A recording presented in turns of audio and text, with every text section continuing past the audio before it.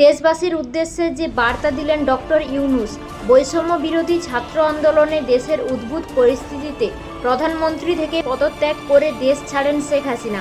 এরপরই শান্তিতে নোবেলজয়ী অর্থনীতিবিদ অধ্যাপক ডক্টর মুহাম্মদ ইউনূসকে প্রধান করে অন্তর্বর্তীকালীন সরকার গঠনের সিদ্ধান্ত চূড়ান্ত হয়েছে।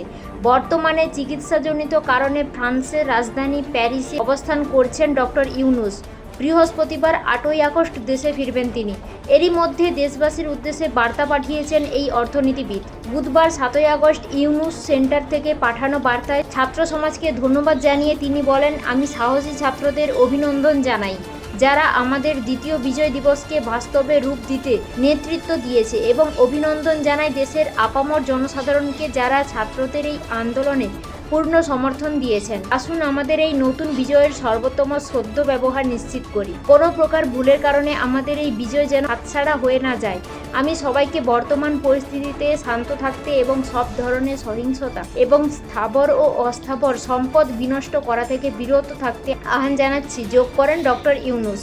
ছাত্র ও দলমত নির্বিশেষে সবাইকে শান্ত থাকার অনুরোধ জানিয়ে এই নোবেল বিজয়ী বলেন, আমাদের প্রিয় এই সুন্দর ও বিপুল সম্ভাবনাপূর্ণ দেশটিকে আমাদের নিজেদের ও পরবর্তী প্রজন্মের জন্য রক্ষা করা এবং একে এগিয়ে নিয়ে যাওয়াই এখন প্রধান কাজ।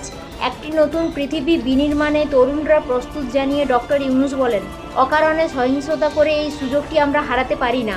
সহিংসতা আমাদের সবারই শত্রু। অনুগ্রহ করে শত্রু সৃষ্টি করবেন না। সবাই শান্ত থাকুন এবং দেশ পুনর্গঠনে এগিয়ে আসুন।